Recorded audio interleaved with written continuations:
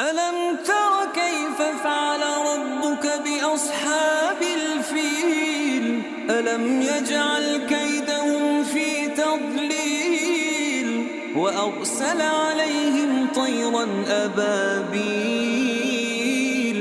ترميهم بحجارة من سجيل